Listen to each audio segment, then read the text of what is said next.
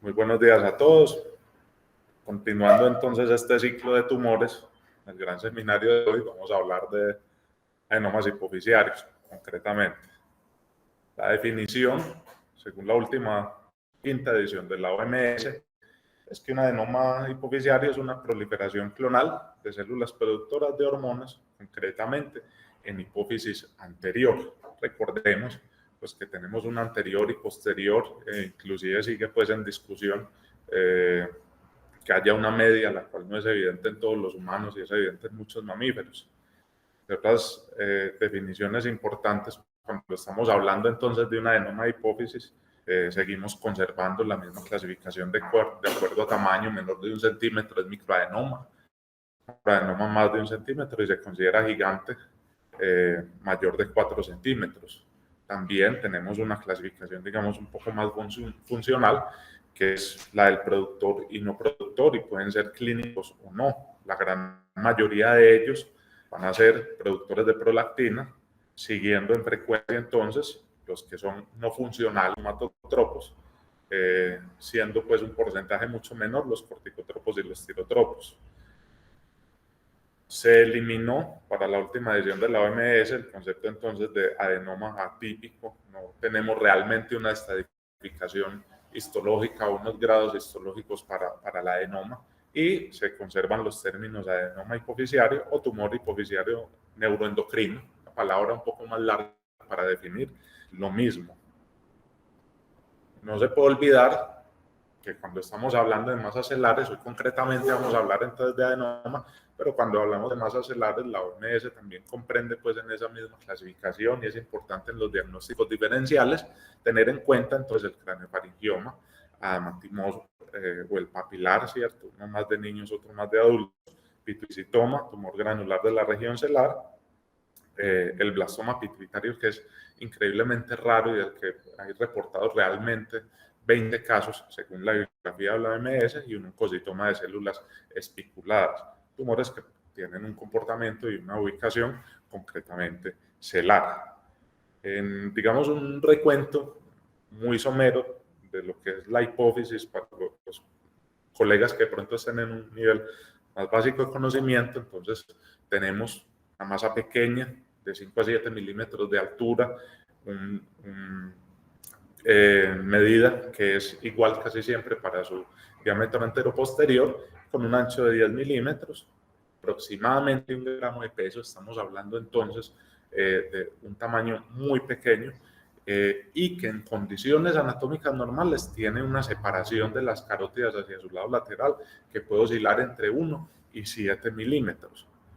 Como estamos hablando de una ubicación anatómica que está en una silla, en una especie de saco, estamos hablando de múltiples límites. Hay muchas relaciones anatómicas importantes en la hipófisis, ¿cierto? Entonces vamos a ver que hay muchas caras, ¿cierto? Tenemos una anterior que da al seno esfenoidal, una posterior que da al dorsum celaeo, la lámina cuadrilátera, la inferior que está en el piso de la silla turca, la superior da con el diafragma celar, y encima de ese diafragma celar, pues por donde además hay un defecto de entre 3 y 5 milímetros por donde pasa el mandíbulo, hay otras estructuras importantes que vamos a ver más adelante.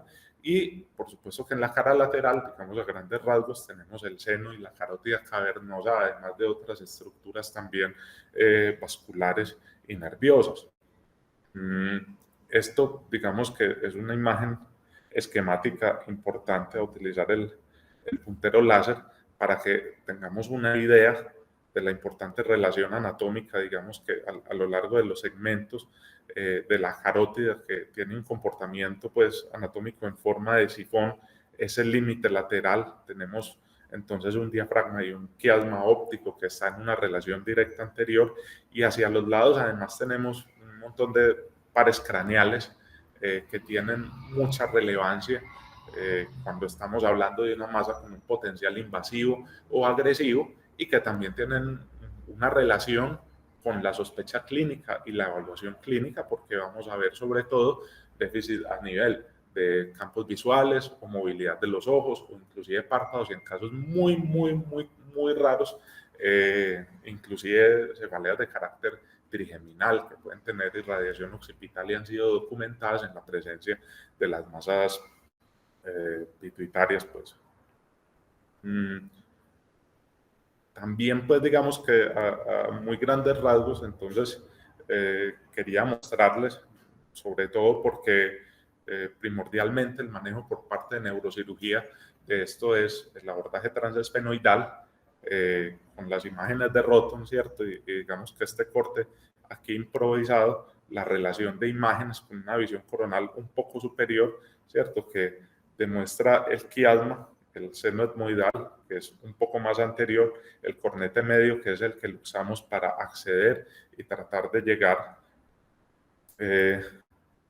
hacia mucho más adelante, llegar hacia el esfenoide, la ubicación importante de los orificios esfenoidales y la placa etmoidal que se continúa con el vómer como referencias de un punto central en el abordaje.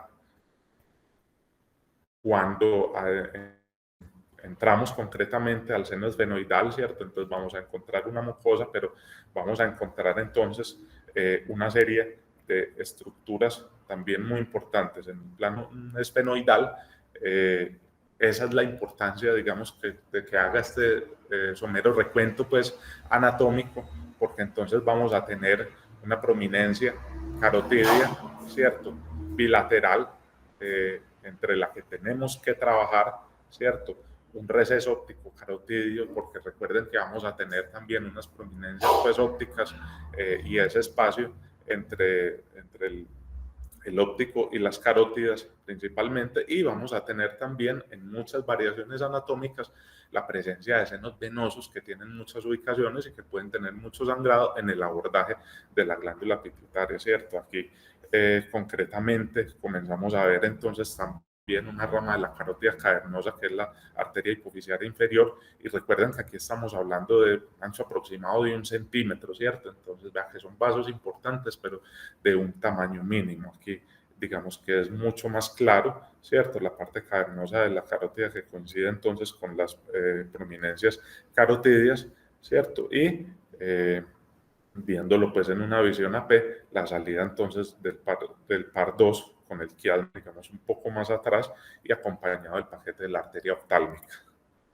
Esto, digamos, que es una ilustración esquemática de las variaciones anatómicas que pueden tener los senos, ¿cierto? Recordando que el abordaje transesfenoidal sobre todo se da entonces en esta parte, digamos, anteroinferior de esa pared, pues, del esfenoides.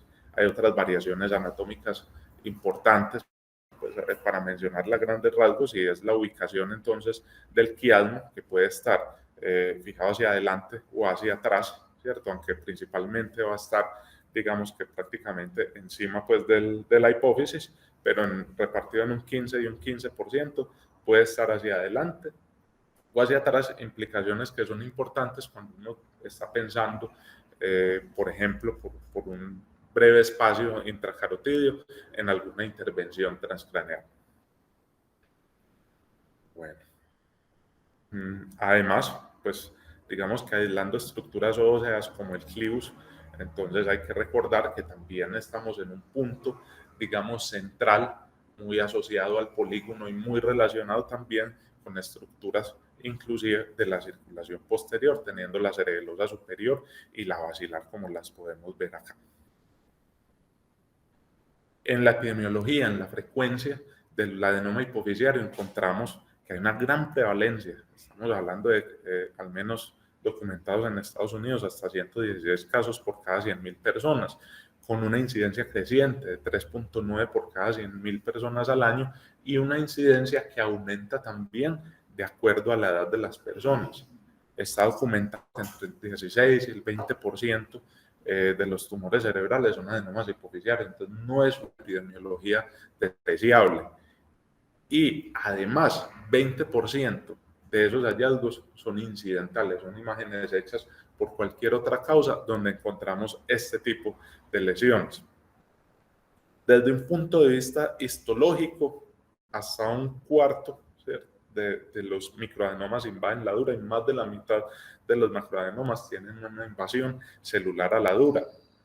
Los no funcionales, los que no producen hormonas, son mucho más comunes en hombres, y los lactotropos y los corticotropos son más comunes en mujeres.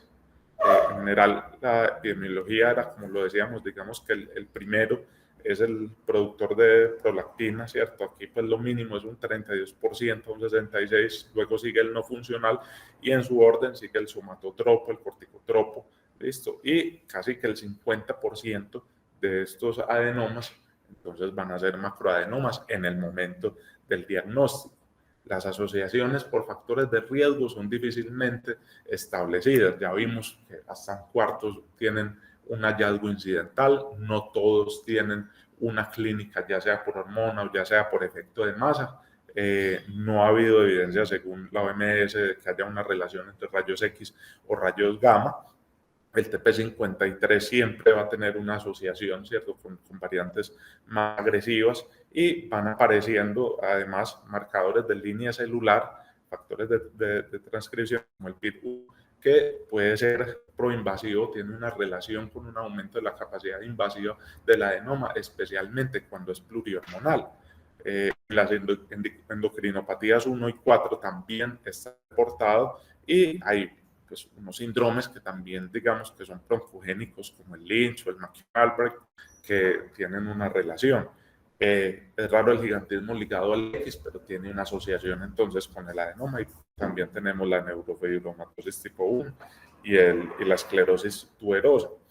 No hay una estadificación por grados histológica, eso no se ha definido, pero digamos que hay unos factores de alto riesgo, como la alta proliferación mitótica, pues más de una mitosis por campo, o un CAI mayor del 3%. Especialmente ha habido un enfoque en los silenciosos, los que se consideran entonces adenomas silenciosos clínicamente o hormonalmente, al menos que tienen un alto riesgo de agresividad y capacidad invasiva sin que tengan un grado histológico alto, y esos son los somatotropos, que pueden ser de granulación densa o dispersa, pero especialmente los dispersas, los corticotropos, el adenoma de células de Krupp, que es una variante, digamos, histológica de un adenoma corticotropo silencioso, lo que hablábamos ahora, el plurihormonal con ese marcador de línea celular, y el lactotropo cuando es en hombre. La diseminación en líquido cefalorraquídeo de células del adenoma se considera, según la OMS, un carcinoma hipoficiario. La clínica no funcional, ¿cierto? Pues entrando en redundancia, no es exclusiva solo del no funcional, ¿cierto? Un funcional puede tener una clínica hormonal, pero también puede tener este tipo de sintomatología solo por efecto de masa, ¿cierto? Entonces, en pocas palabras, ese no funcional es el que no genera una sintomatología asociada a la producción hormonal, pero sí a su tamaño y a sus relaciones anatómicas. Entonces, puede haber síntomas de hipopituitarismo, infertilidad, baja libido, oligomenorrea o amenorrea por una obliteración, una compresión del tallo que, digamos, disminuye la inhibición dopaminérgica y aumenta, por ejemplo, la prolactina. Y pues también disminuye a su vez el feedback positivo de la producción de cortisol o de la línea pues, de cortisol o de tiroides. Puede haber diplopía, puede haber anisocoria, ¿cierto? Hay compromiso oculomotor, el tercer par, puede haber tosis palpebral, puede haber pues, principalmente la mianopsia bitemporal en asociación a la compresión quiasmática, puede haber también una fístula, líquido cefalorraquídeo por un compromiso entonces de la base, una cefalea sobre todo de predominio frontal y síntomas de apoplejía pituitaria que se ha reportado hasta en 8% de los casos. En cuanto a la sintomatología funcional, entonces ya nos toca fijarnos de acuerdo a la producción de ese adenoma, ¿cierto? Entonces, en el caso de la prolactina, pues lo que hablábamos ahorita, infertilidad, baja libido, osteoporosis, alteraciones entonces menstruales, galactorrea, disfunción eréctil, ginecomastia. Cuando estamos hablando entonces de la hormona de crecimiento, yo no había quedado talla de anillo, sí la hay, talla de anillo, talla de calzado, artritis en relación a la modificación entonces de las estructuras óseas que pierden una relación articular adecuada, túnel del carpo, aumento de la sudoración, los rasgos faciales de las prominencias más pronunciados como el arco ciliar, como los malares, como la mandíbula, y puede haber cardiomiopatía, sajos o hipertensión arterial.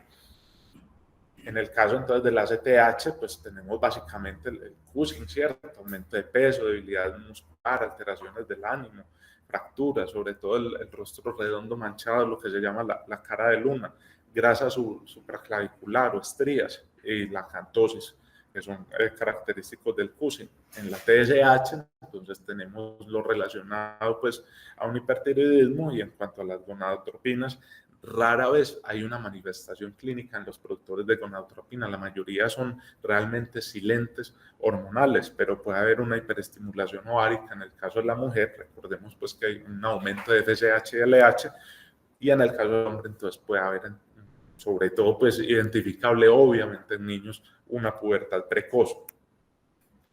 En cuanto a la valoración ya no clínica sino imaginológica, pues no se puede olvidar que especialmente en cuanto a microadenomas, lo que vamos a ver la mayoría de las veces, inclusive en la resonancia, es una hipófisis normal, ¿cierto? La resonancia tiene un 90% de sensibilidad para encontrar masas de 3 milímetros, inclusive de 2 milímetros, pero muchas veces va a haber un adenoma y se va a ver absolutamente normal, ¿cierto? Y por otro lado, no podemos olvidar las masas que tienen una ubicación celar, ¿cierto? No necesariamente intracelar, pero que pueda comprometer la silla y estructuras aledañas. Entonces, esto sí es robado pues, de Radiopedia, que es una mnemotecnia interesante, bueno, para el que le guste el jazz o el estómago o los bigotes, ¿cierto? Pues sencillamente no podemos olvidar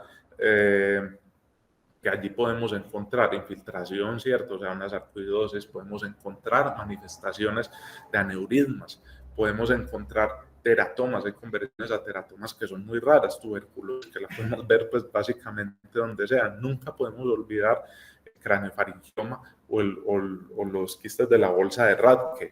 Los tumores de la línea media pueden tener una manifestación allí. El amartoma del túber pues, es muy raro, pero puede estar allí también. Y no podemos olvidar tampoco el meningioma, y la probabilidad es mínima de una metástasis, aunque usualmente es más invasiva, de un carácter más lítico que remodelante respecto a las estructuras óseas. Entonces, como decía, pueden encontrar masas de hasta 2 a 3 milímetros. La importancia de las resonancias que nos da también, digamos, un grado de valoración de la invasión del seno cavernoso y las estructuras que están allí comprendidas, ¿cierto? Especialmente los segmentos carotídeos, pares craneales y quiasma óptico. El comportamiento, tanto en el T1 como en el T2 pesado, casi siempre va a ser hipoisodenso respecto a la materia gris y a la propia glándula. Ocasionalmente en el FLAIR se va a ver hiperintenso, ocasionalmente va a haber desviación infundibular, si bien hay variantes anatómicas de hipófisis que tienen un comportamiento excéntrico, no necesariamente central, ¿cierto? Entonces de allí es muy importante la valoración también del contraste, ¿cierto? En el teos coronal, digamos que es muy importante porque nos demuestra la estructura del quiasma y también los efectos de vacío de las estructuras vasculares que están asociadas a la hipófisis. Entonces, las ventanas dinámicas, digamos que son muy importantes porque la hipófisis capta el contraste primero, pero aproximadamente, o sea, hasta 90 segundos se puede demorar la hipófisis en esa captación de contraste. Sin embargo, hasta 120 segundos lo puede hacer el adenoma. El adenoma se puede demorar un poco más. Entonces, casi siempre ese comportamiento, aquí tenemos entonces, digamos que un T1 sencillo, pero aquí vamos a ver cómo hay una región que captó primero, así se ve el cursor allí, ¿cierto? Y tenemos una pequeña región nodular que se está demorando en captar ese contraste. Digamos que esa es una característica, ¿cierto? Pero la importancia entonces de esto es que tienen que ser unas imágenes seriadas, porque del mismo modo ese lavado de contraste se va a demorar. Y si hay una mala valoración, si se sube la imagen de un modo muy tardío, entonces ya luego lo que podemos ver o confundir es decir, que la hipófisis normal es lo que está captando y que es un adenoma, ¿cierto? Y que lo que no es el adenoma es el contraste que ya lavó, ¿cierto? Entonces, por eso es muy importante secuencialmente comenzar a valorar la imagen, ¿cierto? Entonces, aquí tenemos, digamos, un inicio de captación mucho más evidente acá, con un nódulo que no capta, ¿cierto? Hasta que finalmente se va llenando de contraste y ese es el patrón de ventana dinámica para la identificación de los adenomas hipofisiarios. Listo, no podemos olvidar la presencia entonces de los macroadenomas mucho más grandes. Este tiene una invasión celular, pueden comprometer el tercer ventrículo, pueden generar hidrocefalia, ¿cierto? Por su tamaño pueden desarrollar áreas necróticas, áreas hemorrágicas, ¿listo? Entonces, y pueden tener una invasión o no, ¿cierto? Puede ser hacia arriba o puede ser lateral de las cavernosas. Es muy importante la valoración entonces de otro tipo de masas de otra naturaleza, ¿cierto? Si vemos, por ejemplo, acá, este comportamiento es habido de contraste y hay una pequeña coladural de un meningioma que está obliterando la hipófisis un poco. Aquí tenemos un comportamiento, perdón, no se mueve, más quístico, ¿listo? Con hiperintensidad, entonces, en el T2, hipointensidad, digamos que un poco menor, con un contenido líquido más proteináceo respecto a los ventrículos, más característico de un quiste de la bolsa de Rathke, que además puede tener, no tengo aquí el contrastado, una cápsula con una captación. ¿Listo? Por otro lado, entonces podemos tener masas que tienen calcificación, ¿cierto? Que tienen flujo, que tienen un componente de vacío, ¿listo? Como puede ser un aneurisma saccular, que puede hacer una ocupación de la silla turca. ¿Listo? Y podemos tener entonces también masas más asociadas hacia el tercer ventrículo con un gran componente supracelular, ¿cierto? Que puede ser en adultos o niños, que puede tener calcificación, que pueden tener un componente quístico consistentes con un craniofaringioma. La otra importancia de la resonancia, además, es la clasificación NOSP, ¿listo? Que a grandes rasgos nos habla entonces de la invasión del sifón carotídeo, ¿cierto? O sea, de la carótida, del segmento cavernoso de la carótida, que genera esta masa, ¿cierto? En tres líneas divididas, ¿cierto? Entre el borde interno y medio y lateral, y que tiene una relación con la posibilidad de resección total o de remisión endocrinológica que va disminuyendo conforme aumenta el grado hasta ser pues, prácticamente de un 0 en el grado 4, que es el que engloba todas estas estructuras, ojo, incluyendo las neurológicas, pues aquí definidas. Se ha cuestionado muchas veces la validez estadística y se han propuesto entonces, por ejemplo, como esta de acta neuroquirúrgica en el 2021, valoraciones como la SHAPE, que habla más de la forma, ¿cierto? En un patrón redondo, oval de carácter invasivo respecto a las carótidas, en badajo o reloj de arena, en hongo o en forma de pulpo, que tienen también, pues, según este artículo, un poco más de validez estadística para predecir la posibilidad de resección total. Ojo, estamos hablando de vía transfenoidal con estas masas.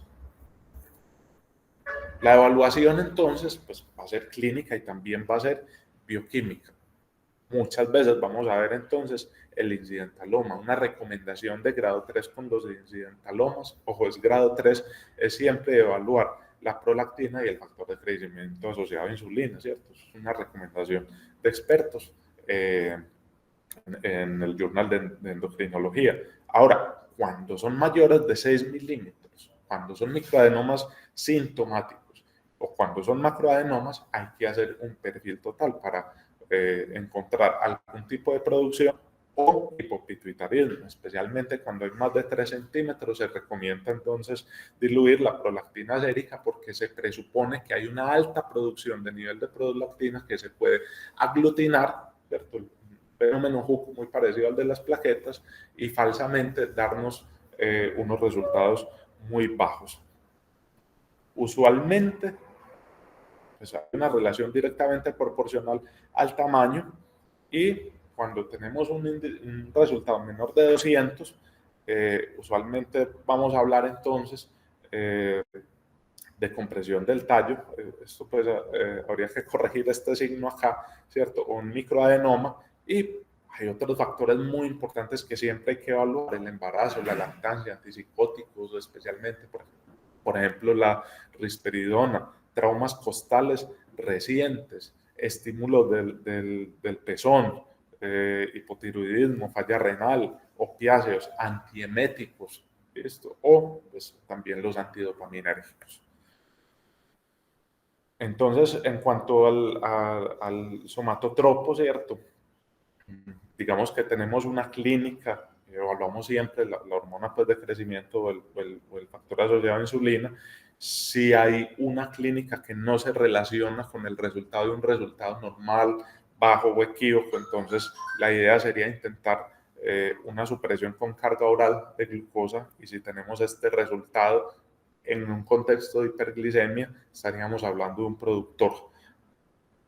Del mismo modo, si encontramos que la deficiencia es aislada de GH, se busca entonces una estimulación con hipoglicemia inducida. Y hay factores de estrés que pueden aumentarlos, no necesariamente un adenoma. Paciente malnutrido, en sepsis, con falla renal o hepática o con diabetes mal controlada puede tener este tipo de exámenes alterados. En el cortisol, ¿cierto? Para evaluar entonces el corticotropo, la valoración del nivel matutino en ayunas. Del mismo modo, si vemos alguien con un Cushing y no tiene una relación con estos niveles, pues la idea sería un test de estimulación con un análogo de la adrenocorticotropina. Cuando vemos el Cushing, ¿cierto? Digamos que las búsquedas del Cushing son el cortisol en orina en 24 horas, un test de supresión con dexametasona. Pero ojo, particularmente, ¿cierto? En los corticotropos, la mitad, aproximadamente la mitad, van a presentar una resonancia normal o un adenoma muy pequeño. Siempre va a ser muy importante entonces buscar focos de producción ectópica exclusivo de un origen central. Entonces allí es donde entra con un apoyo angiográfico, entonces, estimulando la producción, una muestra del seno petroso inferior, una toma de muestra de seno petroso inferior. En cuanto a la gonadotropina, pues hay que tener en cuenta que especialmente en perimenopáusicas y en posmenopáusicas, pues uno siempre va a encontrar la FSH elevada. Hay que indagar en el uso de anticonceptivos hormonales, listo. Y si hay un bajo nivel pues, de estradiol o testosterona, hay que sospechar hipogonadismo gonadotropo. Cuando hablamos entonces del adenoma no funcional, ¿cierto? Entonces hay que tener en cuenta que digamos que hay unas indicaciones claras de manejo quirúrgico, ¿cierto? Como es la compresión quiasmática, como es el déficit visual, ya sea en campo o por oftalmoparesia, pacientes con diplopía, la apoplejía pituitaria, el hipopituitarismo, la evidencia del crecimiento en imágenes, ¿cierto? A través de la valoración pues, periódica de la resonancia, y algunos postulan que en un adenoma no clínico con un tamaño mayor a 2 centímetros, pues está indicada entonces de entrada la cirugía. En el prolactinoma, el manejo primordial es recuperar la función gonadal y tener la reducción de tumor. La primera línea entonces va a ser el uso de agonistas dopaminérgicos, los cuales además tienen un problema de tolerancia, que es la hipotensión postural, con el uso del tiempo, alteraciones cardiovasculares, conductas compulsivas, y se recomienda que a los 2 años, en contexto de resonancia que demuestre una reducción, ¿cierto? Y niveles disminuidos de prolactina, se debería retirar y continuar un monitoreo anual. La indicación quirúrgica en un segundo plano está relacionada a esa no tolerancia, al aumento del tamaño, la pobre respuesta, o a la paciente que desea embarazarse y que tiene un tumor mayor de 1 centímetro. En el somatotrópico, del mismo modo, la meta es lograr un nivel hormonal adecuado, y el manejo en primera línea siempre será la cirugía con una mejor respuesta en el microadenoma, por supuesto.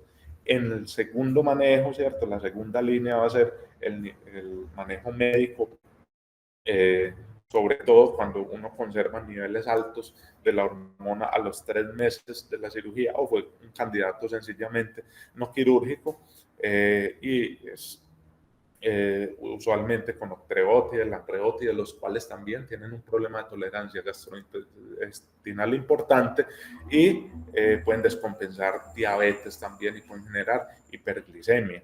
En otra instancia se puede adicionar una cabergolina especialmente como adyuvante o análogo del receptor de la hormona de crecimiento por allá en una cuarta línea también como adyuvantes.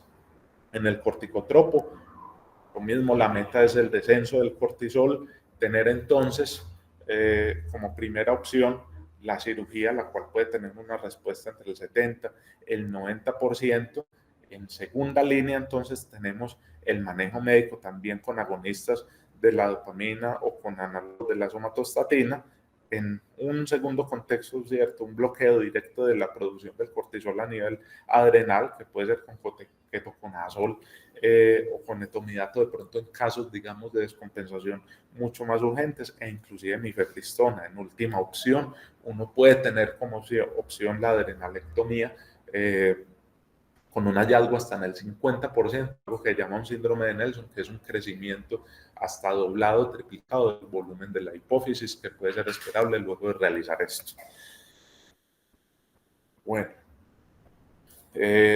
luego de esto les traía, pues, digamos, aquí a grandes rasgos, algo muy importante, porque digamos que en la revisión de literatura está tomando mucha fuerza el seguimiento por linaje de los tumores pituitarios, ¿cierto? Especialmente los silenciosos, ¿cierto? Estos son factores de transcripción relacionados, el SF1 con gonadotropinas, el PIT1 con los somatotropos, lactotropos y tirotropos, y el TPIT concretamente con los corticotropos, ¿cierto? Y nos pueden hacer sospechar entonces este tipo de líneas celulares que tienen un potencial además más invasivo y más agresivo, ¿cierto? Como por ejemplo el tumor de las células de Krupp.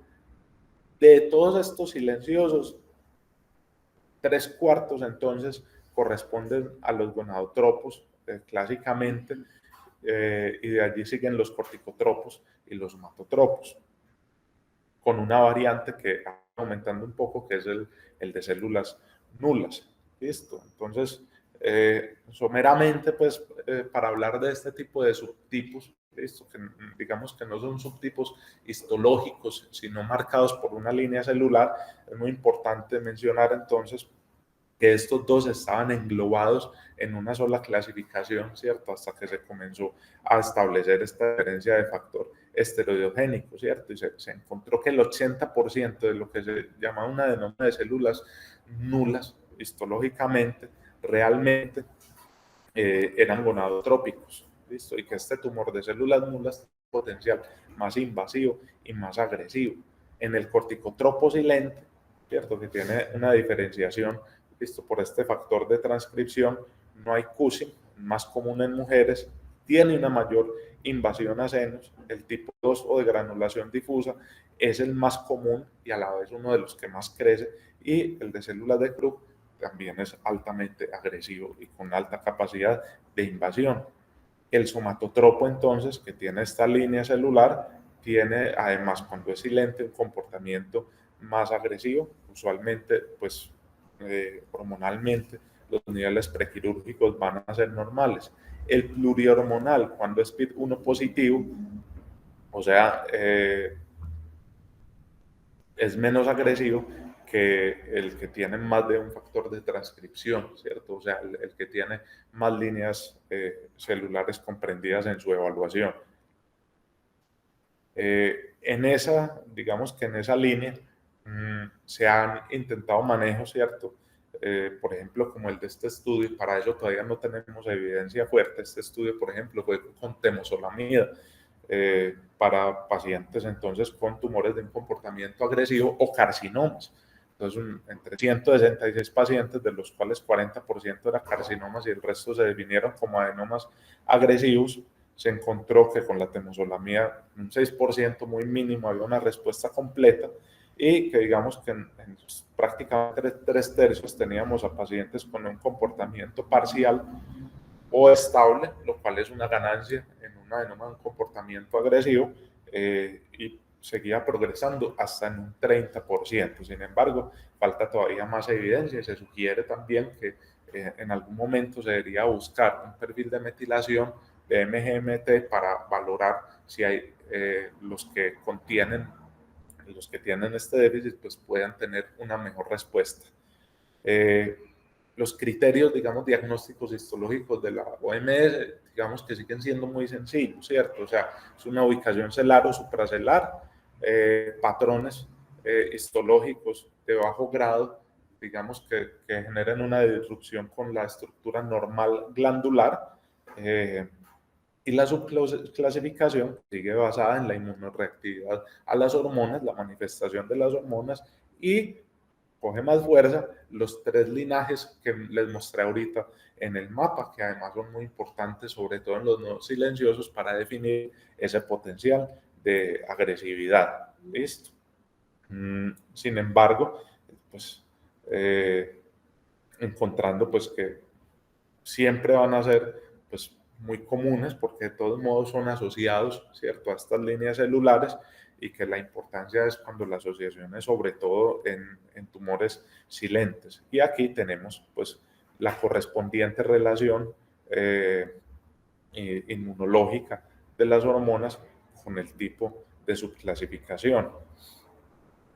En cuanto al pronóstico postquirúrgico, estamos hablando del abordaje transesfenoidal en estos momentos, que es el mayoritario. La muerte, digamos que es mínimo, le sigue el daño carotidio. Los daños igualmente de paquete nervioso, oftalmoplejía, visión o meningitis, cada uno un 0.5%. La fístula es un poco más frecuente luego de la cirugía y definitivamente hay que hacer un seguimiento importante del hipopituitarismo, diabetes insípida y de la hiponatremia tardía, 7 a 10 días después de las intervenciones. Lo que pasa es que no siempre va a ser absolutamente clínica, ¿cierto? Entonces, la conclusión es importante epidemiológicamente. El incidentaloma es importante epidemiológicamente. No nos puede olvidar, imágenes que veamos por cualquier circunstancia, una pequeña visión a esa pequeña estructura que es la silla turca y que puede pasar muchas veces desapercibida cuando tenemos un sesgo buscando otros hallazgos clínicos. Hay que garantizar el seguimiento clínico e imaginológico, ¿cierto? El comportamiento de la clínica no funcional y funcional, y el comportamiento en crecimiento de las masas.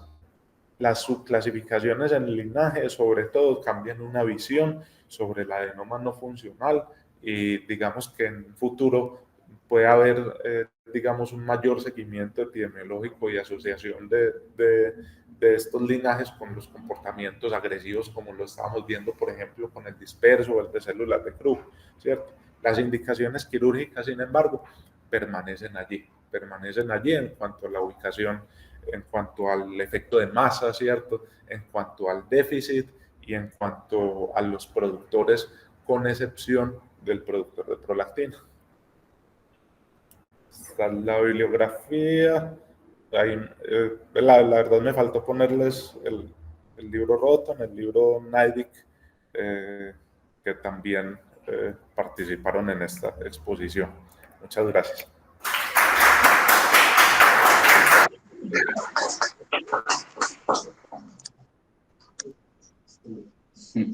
Julián, muy buena revisión. Yo veo que hay muchos...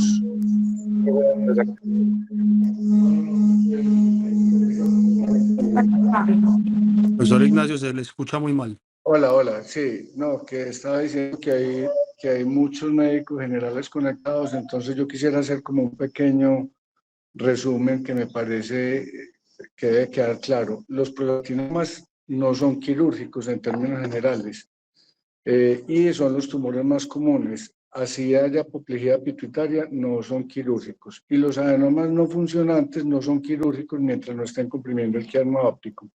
Tengo una pregunta para vos, Daniel, que te gusta tanto operar hipófisis y que tenés tanta experiencia.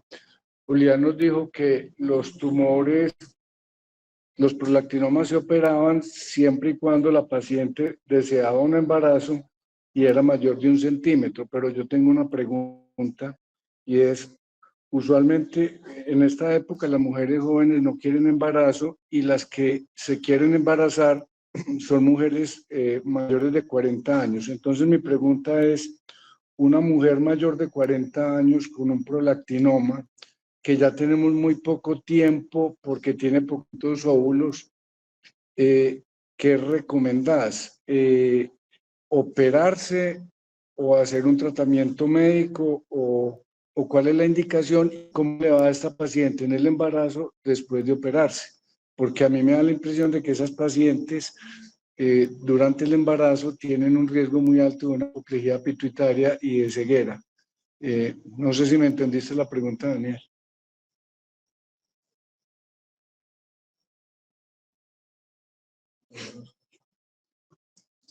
Aló, Daniel. No, estaba hablando con el micrófono apagado. Daniel, no te estamos escuchando si estás hablando. Bueno, si alguien tiene respuesta para la pregunta, alguno de ustedes, compañeros.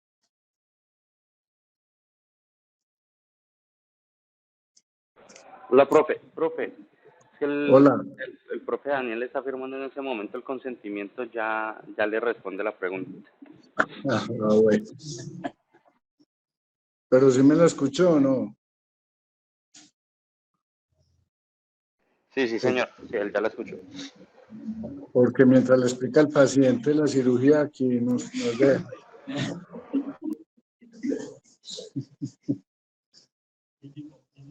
Julián, muy buena la revisión.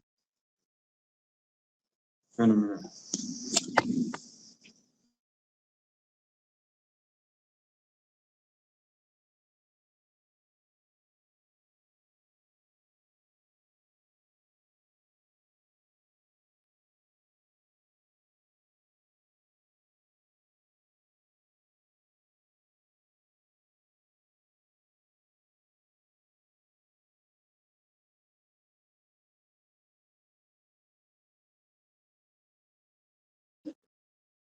Bueno, parece que Daniel no puede contestar. Entonces les deseamos un feliz día a todos y queda pendiente. El profe está terminando, profe. ¿Aló? ¿Aló?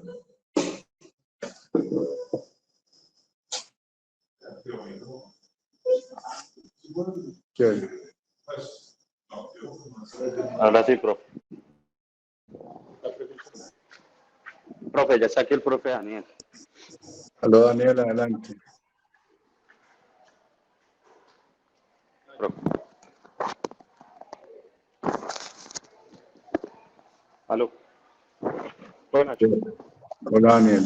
Qué pena que justo cuando usted estaba haciendo la pregunta y empezó a hablar de los médicos generales y de los prolactinomas en pacientes con deseo de maternidad, llegó la paciente a explicarle. Entonces, si le entendí bien, profesor, era cuáles son los criterios para llevar a una paciente que tiene deseos de tener hijos a una cirugía, o cómo decir, una cirugía en un prolactinoma. ¿Sí es así? Sí, más o menos. Lo que pasa es que las pacientes, digo yo, porque una paciente joven puede esperar, pero una paciente de 40 años no puede esperar, sobre Totalmente. todo en esas. Sí, en esos pacientes, profe, que digamos así, lo más normal para llevar un paciente de prolactinoma, y me voy a salir aquí un poquito de prolactinoma a cirugía, es la resistencia a la cabergolina, que es rara. Es rara y digamos así, nosotros somos un poquito liberales en decidir eso. Pero también yo creo que a usted le ha tocado que acá, por ejemplo, en el hospital, cuando tenemos pacientes que vemos muy difícil que va a tener un seguimiento con un prolactinoma, algunas veces, porque como lo decía Julián, y lo dijo pues en la última parte, usted en una adenoma de hipófisis tiene que asegurar seguimiento imaginológico y endocrinológico del paciente, y algunas veces en nuestros contextos es difícil. Entonces decidimos llevarlos a cirugía. Ahora, los pacientes que tienen prolactinomas, mujeres que tienen deseo de tener hijos, y pues digámoslo así, eso es un contexto muy especial, el paciente que tiene 40 años. Esas pacientes, profesor, casi siempre, bueno, las que nos ha tocado, y lo digo por experiencia, casi siempre están en algún programa de reproducción. Y esos pacientes, ellos son los que dan la indicación, le dicen a uno, vea, ¿sabe qué? Hay que optarla, porque es que no podemos esperar los 2 años, entonces es una decisión entre todos los especialistas. Casi siempre hay un ginecólogo involucrado, un endocrinólogo de reproducción, y ellos nos dicen, es que si no lo operamos ya, no hay esperanza de que más adelante nos vaya a funcionar. Entonces, uno no toma esa decisión solo. Como le decía a usted, profe, cuando uno tiene una paciente joven, uno puede esperar. Pero cuando estas pacientes, por decirlo de alguna manera, quieren tener un hijo añosas, después de los 40 años, esas pacientes realmente el endocrinólogo de reproducción le dice, opérela ya. Y nosotros le empezamos de una vez el programa pues, con las hormonas para poder aumentar los chances de implantación pues, del feto, pues, del huevo. Pero la segunda parte de la pregunta es, ¿cómo les va en el tercer trimestre del embarazo? ¿Qué pasa con la hipófisis? No, profesor, pero generalmente nosotros no manejamos esa parte. Y los pacientes pueden quedar, se lo digo porque le hemos tenido, por ejemplo, tanto adenomas de hipófisis como craneofaringiomas, y hace poquito tuvimos un glioma, pues, o sea, un astrocitoma pilocítico, no un glioma, un astrocitoma pilocítico, y la paciente quedó, pues, mejor dicho, con un pánico. Pero esos pacientes, si quieren tener nuevamente hijos, los cuadra es el endocrinólogo. Y él es capaz de, pues uno, desde la parte de vista endocrinológica, es capaz de reemplazar absolutamente todos los ejes. Bien manejados, le debería ir bien a la paciente. Listo, Daniel, gracias. Suerte en la cirugía. Gracias, profesor. Sí. Bueno. Chao, feliz día para todos. Lo mismo, profe.